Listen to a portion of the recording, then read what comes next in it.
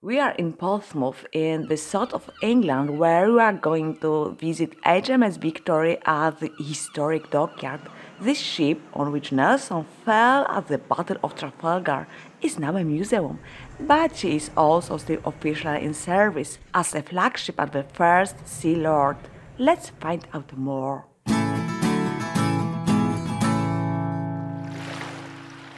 The Portsmouth Historic Dockyard is a fascinating place to visit, with many attractions. The jewel in the crown is undoubtedly HMS Victory, probably the most famous warship in the world. English flag, cross of St George. Technically on a boat, this means the Admiral is on board. And the Union flag just because they had a spare pole.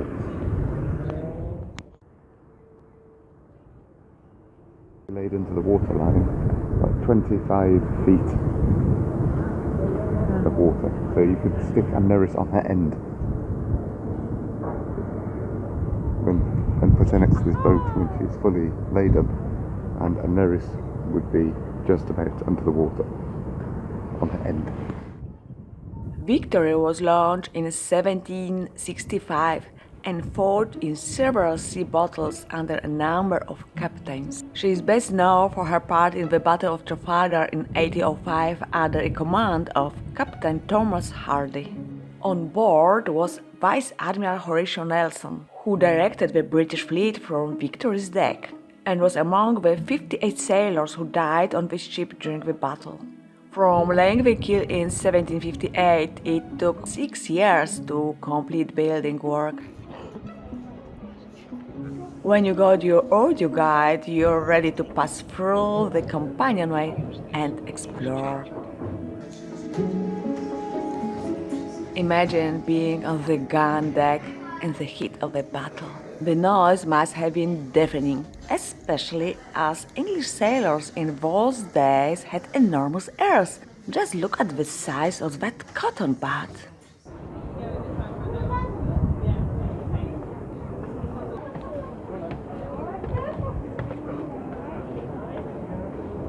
Hopefully not.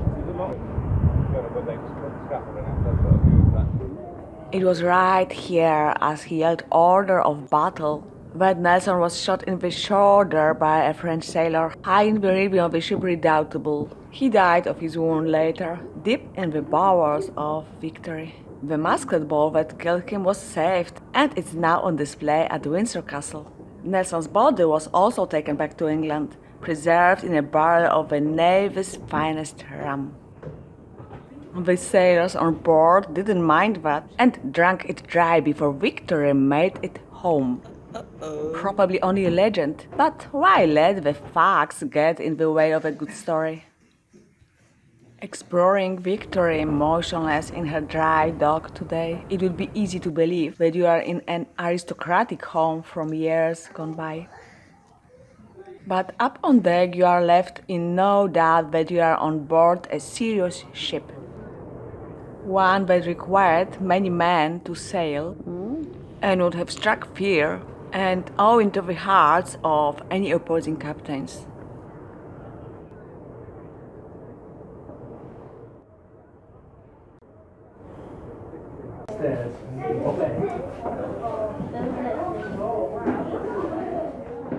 Living on Victory was very basic.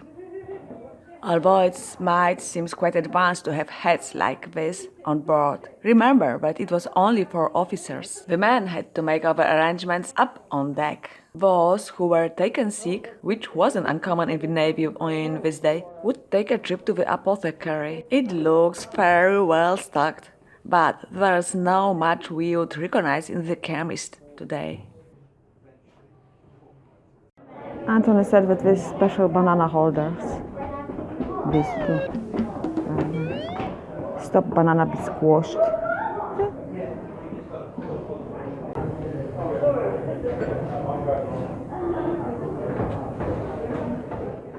On board, you can view maritime charts of the day, complete with pilotage information. They look quite different from modern Admiralty or Emirate charts. Ja nie wiem, po co są takie linie. Dziwne, nie? guess if you follow one You will get and do your dead reckoning, you'll know when you're at a certain point, and then you'll know how to change course. But once you take a closer look, it becomes obvious that they are pretty easy to read. Oh, that's where Nelson plugged in his laptop. Even on Victory they has show power lock. We still don't have it.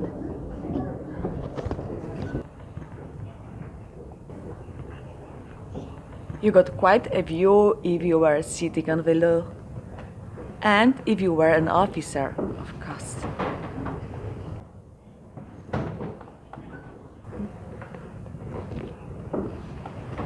Are organised into groups of 8 or so men with a mace.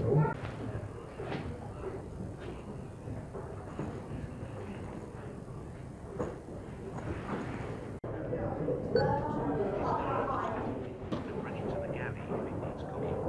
Once cooked, he can Cały czas jak słucham tutaj tego, to mówią, że atakowali ich Francuzi, walczyli z Francją, francuska flota albo hiszpańska.